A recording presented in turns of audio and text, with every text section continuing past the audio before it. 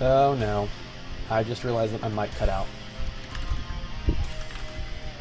I've been talking for a while and nobody's been hearing me. I'm very sad.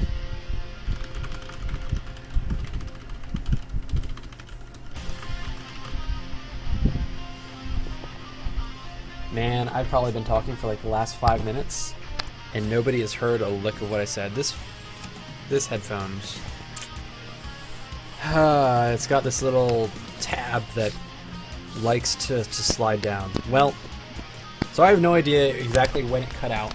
I may have to go over the Wraith stuff again, but I'll cut this out of the VOD when it happens. So sorry guys, kind of messed that one up.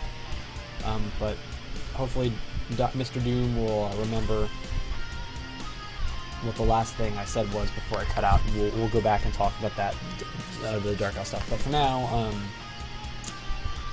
now, let's play his turn. So, man, that's frustrating.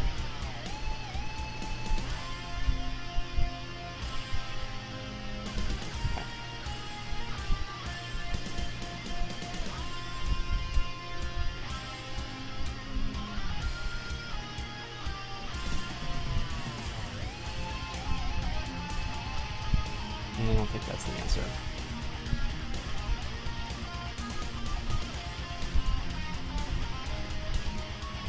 This might be the answer, though.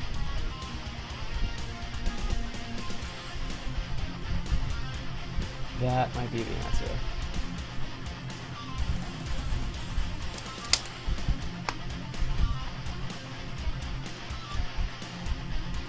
Giving up that sort of poison is lame, though.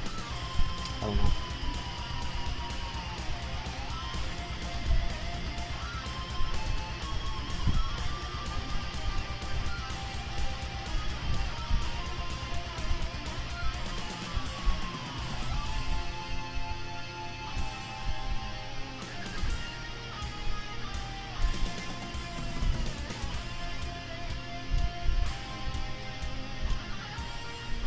The nice thing about putting this debuff on is now, even if I lose this Poisoner, this combo potion monk will do 500 damage times 1.3,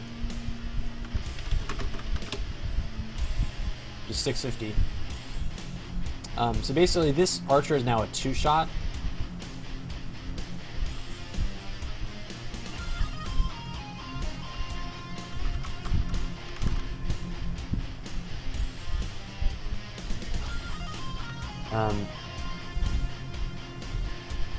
So this archer becomes a 2-shot for this monk, which is cool. And basically, so this poisoner is like a little exposed, but it's also not, because I've got this bamboo. So this bamboo blocks line of sight. So he's gonna have to kill it with the cleric first. And so if he goes cleric, attack, crystal, attack, brings it down to 350, and then moves, and then 2 hits on the poisoner here, it'll KO it. But then my monk can go 1, 2, bop, bop, and this archer will be dead. Actually, I can, if he doesn't heal the archer, then I can even just retreat with the monk. It'll be a 1-shot.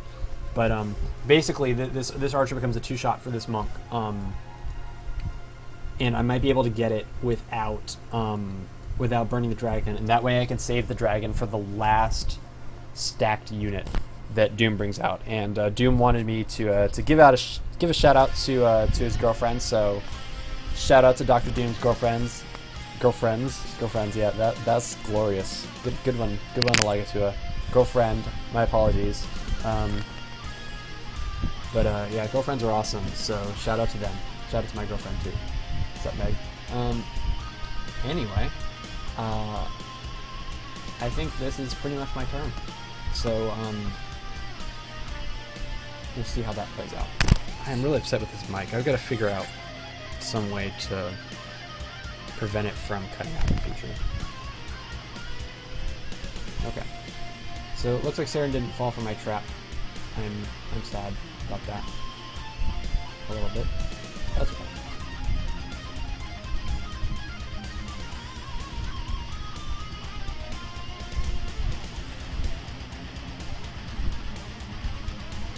I'm really just begging to get Inferno.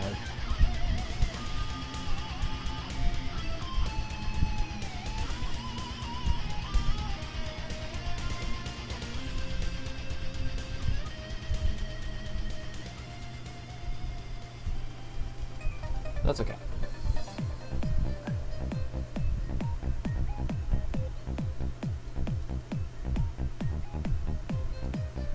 Alright, so now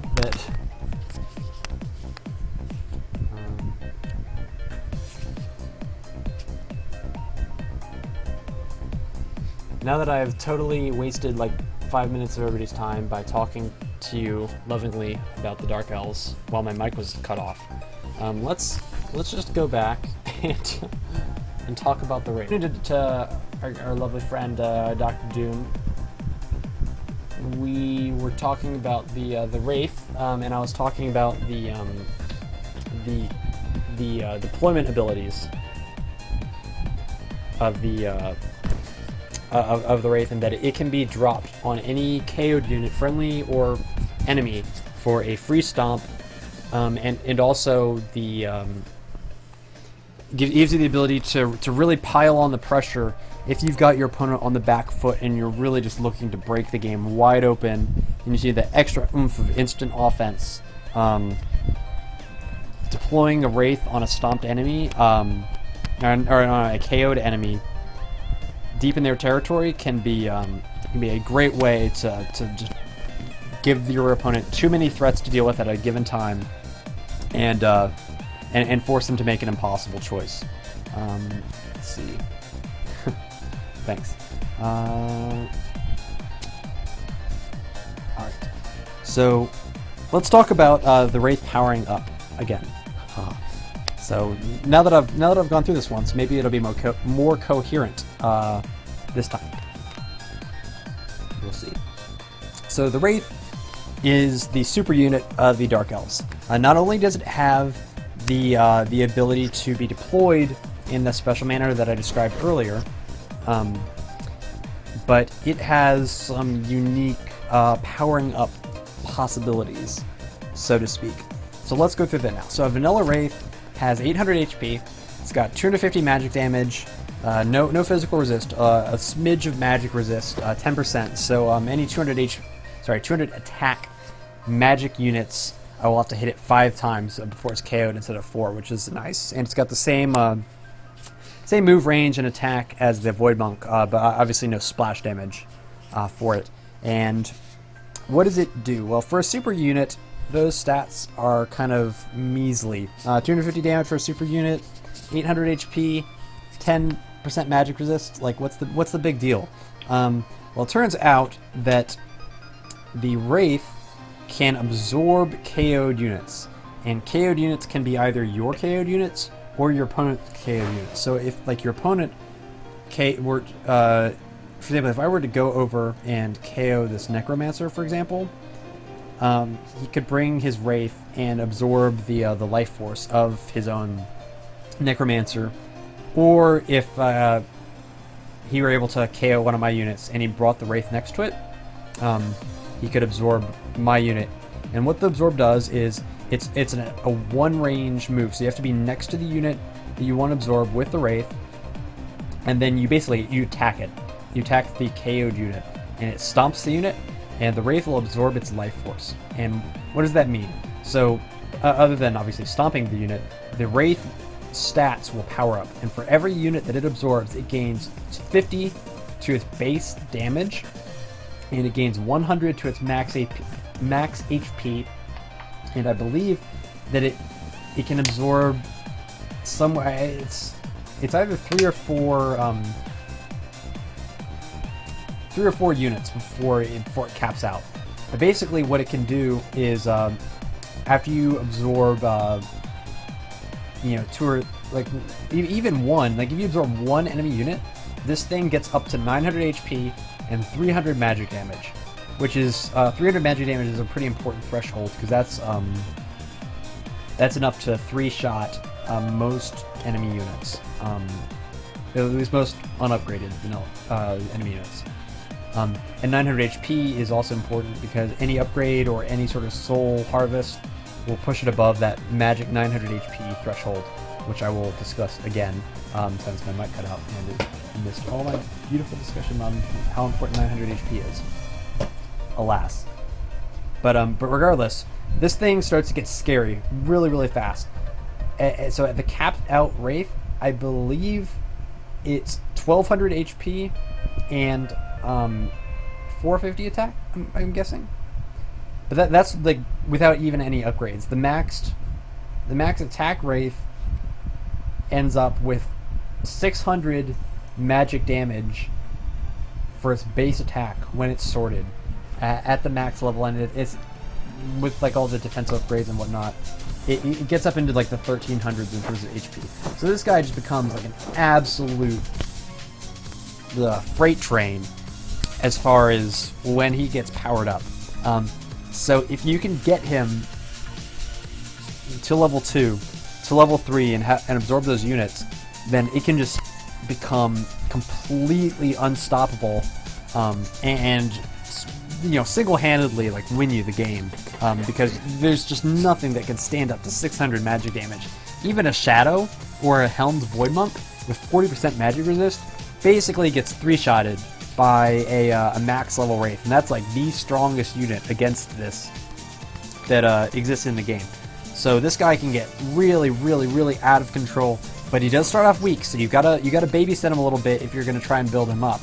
But it's one of those things that I like to leave him around the back lines, and if the opportunity presents itself, yeah, I'll eat a unit. I'll eat a unit and see if the opportunity presents itself to really build this guy into an absolute monster, because he can change the game. Excuse me. And really just completely turn the game around, because he just becomes unkillable. And with that, I want to take another 2-minute break because my throat is getting a little sore. I'm going to grab another water, and then we'll start to go through the Dark Elf items, starting with the Soul Harvest, and then going through the less complicated ones. But before we do that, Monkey Warlock made another turn, so I want to see what he did, because I am very interested to see how he played this out.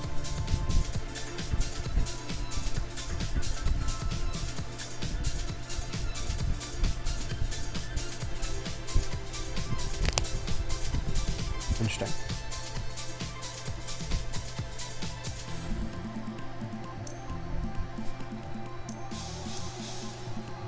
I don't think there's one respawn token. That's interesting.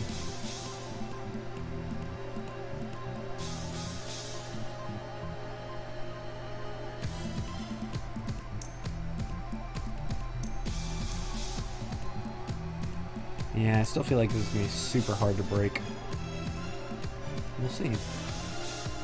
That army is a lot thinner than it used to be. Is